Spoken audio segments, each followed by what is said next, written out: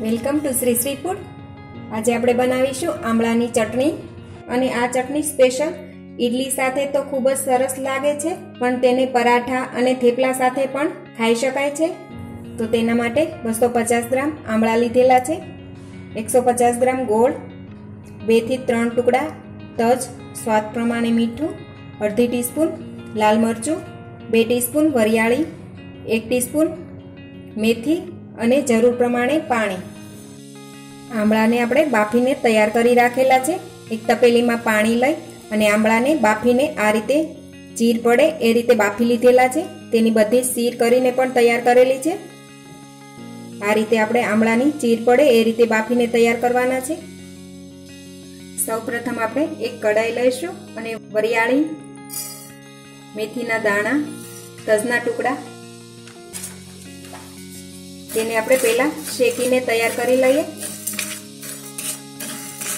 વરિયાળી મેથીને આપણે 2 થી 3 મિનિટ માટે શેકીને તૈયાર કરી લઈશું। બંને શેકાઈ ગયા છે અને તેની સુગંધ પણ સરસ આવવા લાગી છે। ગેસ બંધ કરી દઈએ અને કલર પણ ચેન્જ થઈ ગયો છે। હવે આપણે એક મિક્સર જાર લઈ તેમાં વરિયાળી, મેથી અને તજને એકદમ સરસ પાવડર કરીને તૈયાર કરી લઈએ।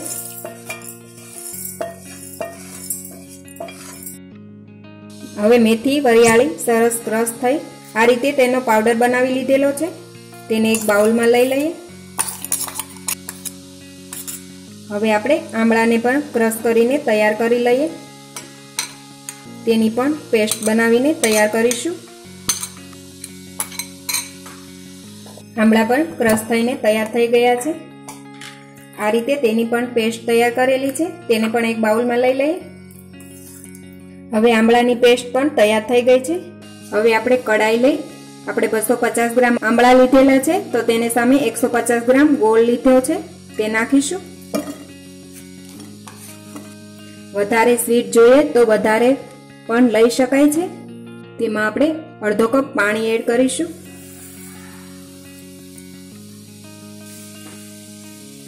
મિક્સ કરતા જઈએ। આ ચટણીને આપણે ફ્રીજમાં સ્ટોર કરી શકાય છે અને ફ્રીજમાં રાખવાથી તે આખું વરસ રહે છે। હવે ગોળ એકદમ સારી રીતે ઓગળી ગયો છે। હવે તેમાં મેથી અને વરિયાળીનો પાવડર એડ કરી દઈએ, બધો જ પાવડર એડ કરીશું। આમળાનો પલ્પ પણ એડ કરી દઈએ।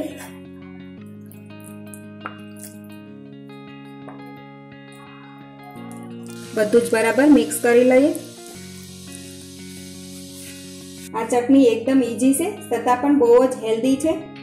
તેમાં સ્વાદ પ્રમાણે મીઠું એડ કરી દઈએ, લાલ મરચું પણ એડ કરી દઈએ। હવે આ ચટણીને આપણે 5 મિનિટ માટે આ રીતે કૂક કરી લઈએ। વધારે કૂક નથી કરવાનું કારણ કે આમળા પણ બોઇલ કરેલા જ છે। આ રીતે હલાવતા રહેવું વચ્ચે વચ્ચે અને વધારે મસાલા નાખવાની પણ જરૂર નથી કારણ કે વરિયાળી અને મેથીનો ટેસ્ટ બહુ જ સરસ આવે છે। હવે આપણી ચટણી એકદમ તૈયાર છે। ગેસ બંધ કરી દઈએ, નીચે ઉતારી લઈએ અને તેને થોડી ઠંડી થવા દઈશું। હવે આ ચટણીને આપણે એક બાઉલમાં લઈ લઈએ। અત્યારે મેં એક બાઉલમાં સર્વ કરી છે, પણ તેને ફ્રીજમાં મૂકવા માટે ભરવી હોય તો તેને એકદમ ઠંડી કરી દેવાની અને એરટાઈટ બરણીમાં ભરી ફ્રીજમાં રાખી દેવાની છે, તો આખું વરસ આ ચટણી આવીને આવી જ રહેશે। તો તૈયાર છે આપણી આમળાની ચટણી। તો તમને આજનો વિડીયો જરૂરથી પસંદ આવ્યો હશે અને આ રેસીપી તમે ઘરે જરૂરથી ટ્રાય કરજો અને તમારા એક્સપિરિયન્સ અમારી સાથે શેર કરજો। તો ફરી મળીશું એક નવી રેસીપી સાથે।